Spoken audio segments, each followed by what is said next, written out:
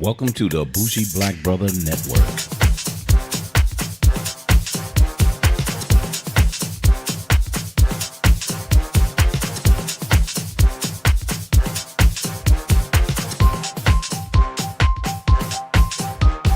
Good evening and welcome to Fade to Black Cinema. I'm Michael, your Bougie Black Brother, and I'm here with my co-host, Alicia. Hello. And tonight, we're finishing off our TV series of new shows that came on that was very, very interesting. So I'll let you start it off and kind of introduce it, babe, because you introduced it to me. Yes, it was a show that I seen on Facebook, and one of my friends was actually put it out there and was like, this is a good show. So I was like, oh, let me check it out. And the show is called Killing Eve. Killing Eve. And so watching the first episode, it was interesting because it was like almost remind me of Hannibal in some way, but in a woman's version. And it wasn't as gory as Hannibal, but it was about a young girl assassin who were from Russia and is assigned to. They would give her postcards to kill people, and so it started off with the fact that she got very suspicious of somebody being killed. And she started investigating it, and I think she had already built some kind of, what do you call it? A profile of her. And so with that's how I got interested in it, because she already knew who it was. She said it was a woman who killed this person. And nobody believed her. And so that's when I was like, okay, Michael, you need to watch this. So this was pretty interesting. So it starts off with a young lady, pretty young Russian girl. She sits in a coffee shop, and she's looking at a little girl, and she's licking an ice cream, and she's sitting there looking at her. Then the little girl looking back at her, and I think, if I remember right, she gets a call, or a text. She looks at it, and she gets up. And she walks towards the little girl, and she knocks the ice cream on her and walks out the door. I'm like, what the hell was that all about? So it gave you like, what's with this lady? You know what I mean? The kid didn't do anything. She was looking at her in a certain way. So that gave me like, who is her? Who is this woman? And so on and so forth. So then we find out, flash to Sandra Oh. Sandra Oh, yes. So she's Eve. So she's part of a MI5 investigative group, and they're typically, the men come in and they do the investigation, and they have the women do all the administrative work. But Eve, for some reason, was saying this assassin that's killing people arbitrarily because they found some different crimes. She was like, it has to be someone else, because the first crime they remember was there was a guy that was with a woman that got killed and his girlfriend. But then it was like, but who was the girl? So, you know, Sandra Oh, or Eve, let's just call her Eve, was like, there's something about this. We're looking for the wrong person. And then this big investigative woman who come in outside of MI5 comes in, and she's listening to Eve every time she's talking about this. So this is like the first episode. All of this is going on. And then you see Eve being obsessed, just like you said, Alicia, being obsessed with trying to figure this out. But she's really not a spy. She's just an administrative MI5 person that works with them. So then she starts doing her thing and doing some investigations, and the head guy relieves her of her duty, and then her boss says that's a good opportunity for me to call him an asshole. So both of them I think he's suspended and she's pretty much fired. But this head woman from Her name was Carolyn. yeah, Carolyn, which Yeah. is a really weird woman. She has some weird things about her, and she plays really well. Fiona Shaw. Yeah, that's her. She's seen her in a couple of other different shows, but she plays a really kind of eccentric type woman in here. But she's the one that's in charge of the investigation above the place that Eve is working in. But what makes this so interesting is the assassin, and this is based off, well, let me give you the quick summary so you can actually have some kind of idea.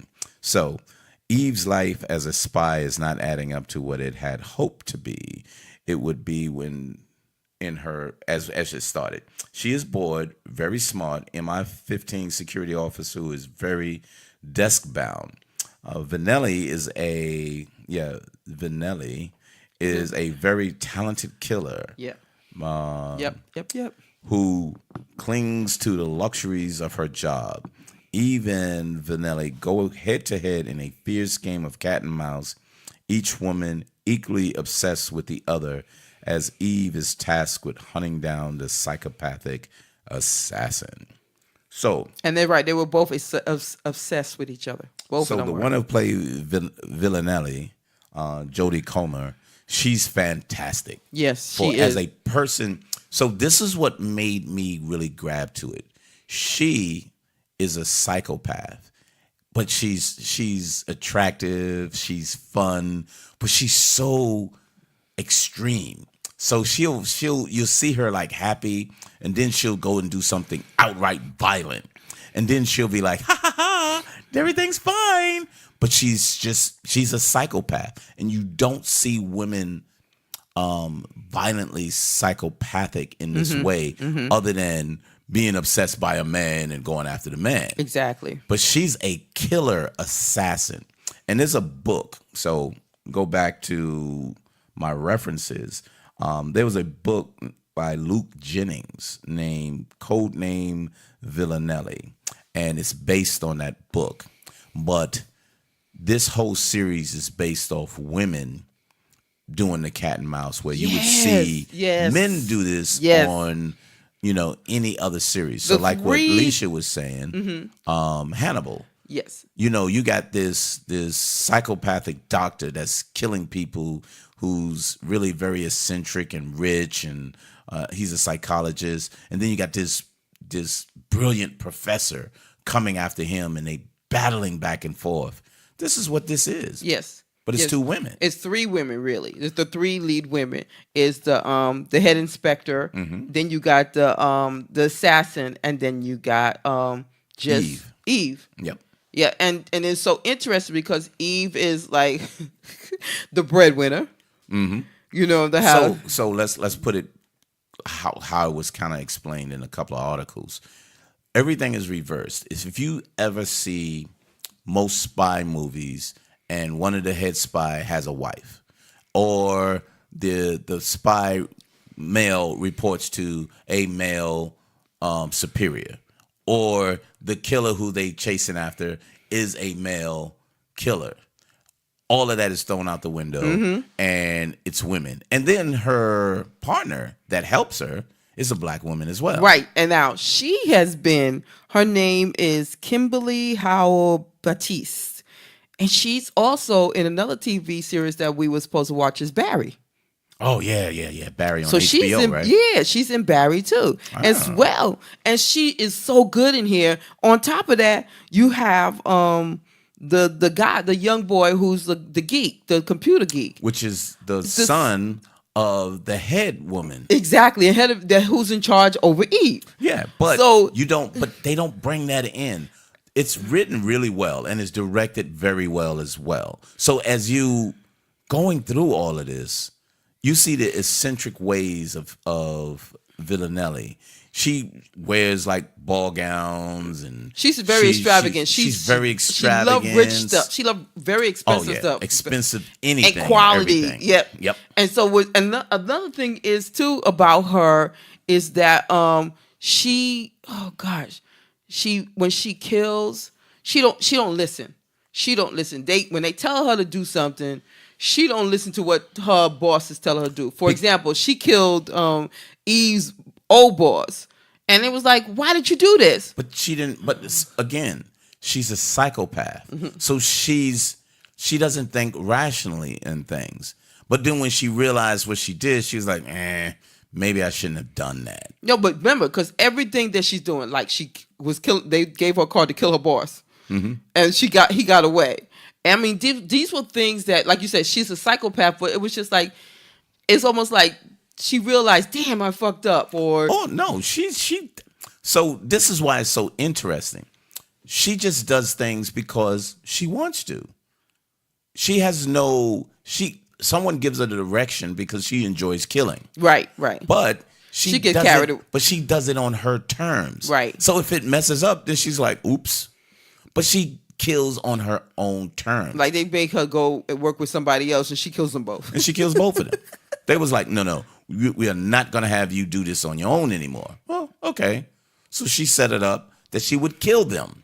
And she and when she was being chased by Eve's boss, she was kind of like, let me see how far this will go. He's like, oh, really? I'm not going to get caught.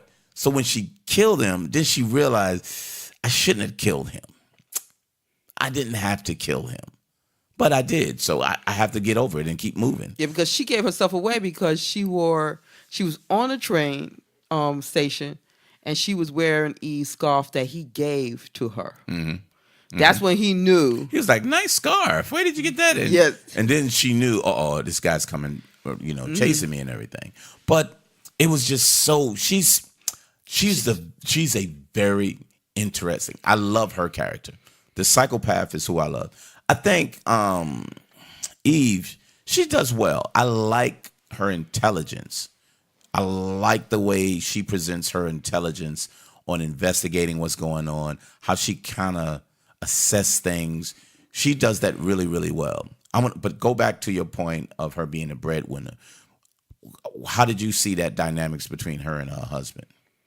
I thought it was different. It was kind of weird to me. Because because basically telling him, no, I got this. And because there was, for example, Villanelle found out where she lived at. And she didn't give a shit. Her husband was like, no, this is dangerous for you.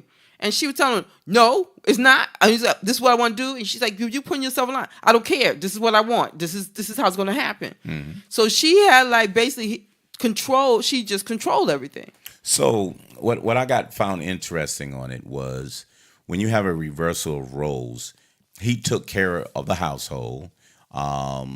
He wanted her, hey, the friends are coming over. Make sure you're at home. No, I have to work. Yeah, so you always see that as, honey, when you coming home, I made dinner. No, I'm staying late to work. And you see that reversal. Yeah, like you said, and, reverse, yeah. Now he didn't show up as a punk. He didn't show up as a weak man. No, he didn't. He just showed up as the reverse of what a regular relationship would be. Yep. And they played it well that he wasn't really weak. But to your point, she was in the house. So Villanelle came to the house threatening her. Yep. But she just wanted to see her. She really wanted to see Eve and be like, hey, I just wanted to talk to you. And she was like, but you're a psychopath. And she was like, it's not good to call a psychopath. They don't like that. And then she started frowning like, got a sad face.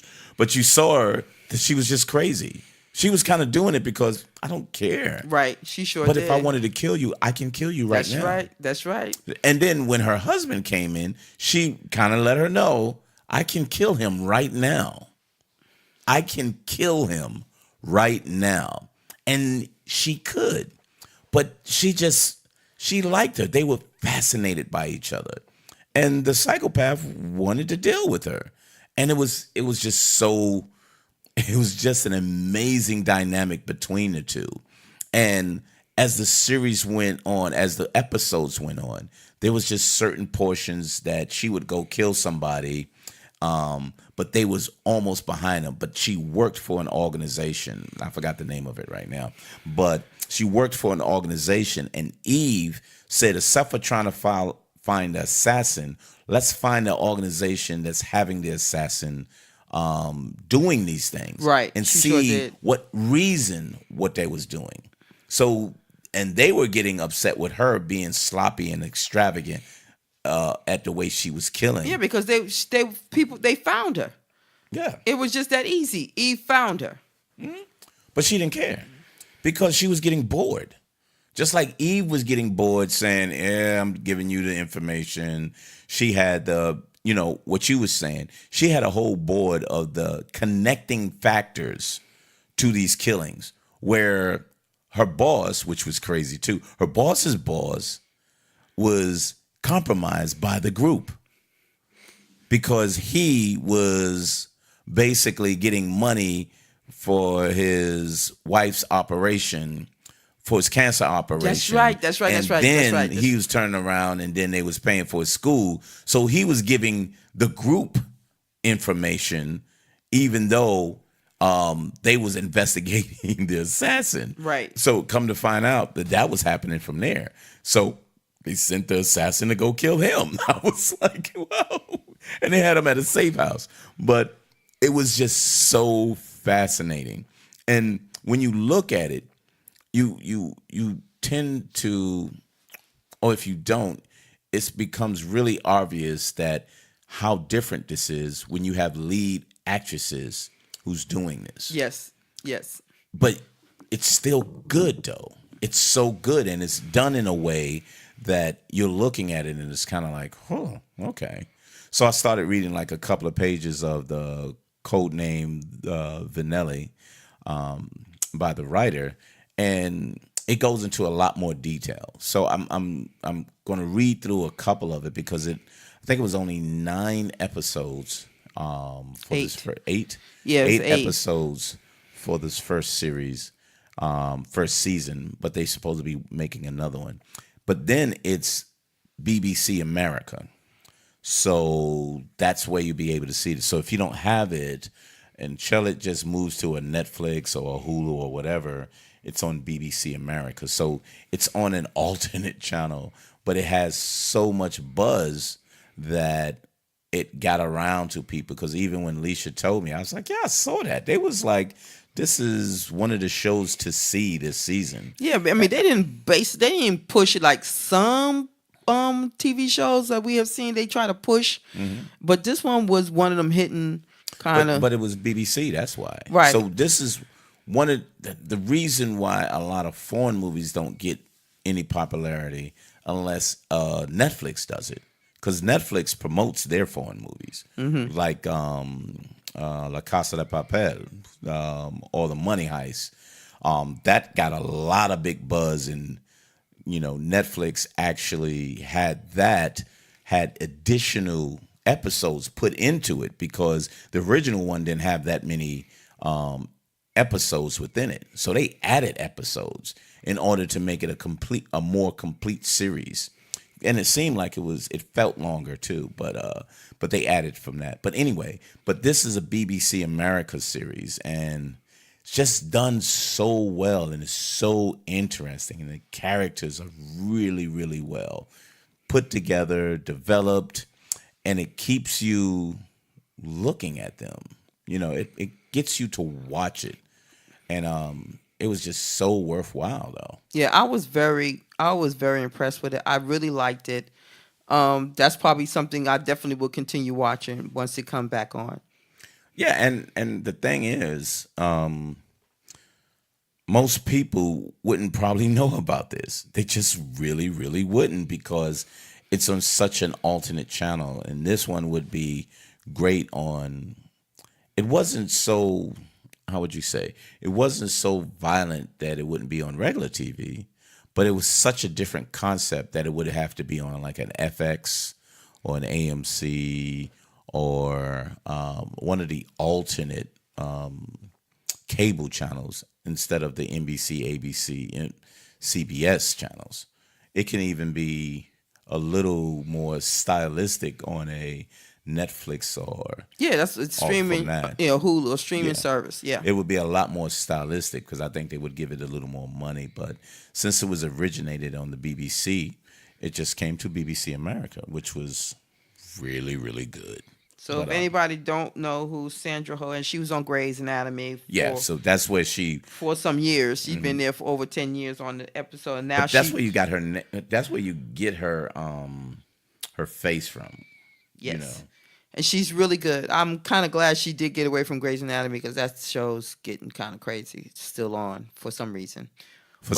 Yeah. So for anyway, Saving or Killing Eve is a show to watch. We both recommend it. We're not going to give it any stars, but if you was to look at the ratings for it right now, they give it on IM Internet Movie Database, IMDb, a 8.5 out of 10. So it is a great show. They're giving it that kind of rating. It really is a good show to go watch. So I forgot this too. So we used to see this show called Arliss. Yes. He was a sports agent guy. It was really good. Robert Wool was the main actor on there. So he was 79 episodes on that from 96 to 2002. And Sandra Oh was on that series. So that she was one of his assistants on that. And I remember how good that was. And she stood out there too. But that was another one of the big ones that kind of stood out and say, here I am. And people start seeing her. And then she blew up on Grey's Anatomy because that was a very, very popular show. And it just went from there. But she's, I think that's the only thing she's in right now, right? Mm-hmm. That's all she's in right now. Yeah, it don't look like she's really working on anything else. But she's a very good actress. And for an Asian actress, she stands out. And I think it's worthwhile seeing her. Great series. Great series to see. So, since we're not going to rank it, but a recommendation. And it's a short series too, so you can binge watch it in a day and be like, damn, when is the next one coming up? Or you can split it up. And what happens is when you split it up, you're probably going to be finishing it in 2 days because it's that good. Yes, it is. It's very, very good. But other than that, you said it's a recommendation, all right, right? Mm-hmm. Definitely need to see it. Oh, and she's from Ontario, Canada, so she's a Canadian. All the Canadian actors and actresses are the best. Canadian. She was born to Korean parents in Ottawa, Ontario. Yep. So Korean born. I think that's what you call it. But anywho, I almost said the old name. Fade to Black Cinema. See us every Wednesday with our movies and TV series reviews. Catch us on Spotify and who's the other ones? iTunes. Hey, and Google has their new podcast. So we're pushing that so we can be prepared on Podbean to get it to download into that as well. So you'll be able to catch us on the new Google Podcast app. So if you download that, you'll be able to catch us on that. We also on YouTube under the Bougie Black Brother Network. So find Fade to Black Cinema and we should be on there. Or you may catch us old episodes on Urban Lifestyle Cafe. But we moved to our new name because it sounds a lot better. Much, much better. Bougie Black Bro on Instagram as well as Twitter, or I changed the Urban Lifestyle Cafe on Twitter to Fade to Black Cinema. So it's BLK Cinema. Fade 2 BLK Cinema. That's how you'll find it. So it's pretty cool. You can catch it from that. Other than that, you got anything else with it? Nope, that's it. Well, thank you very much, and we will see you next time on Fade to Black Cinema. Later. Bye.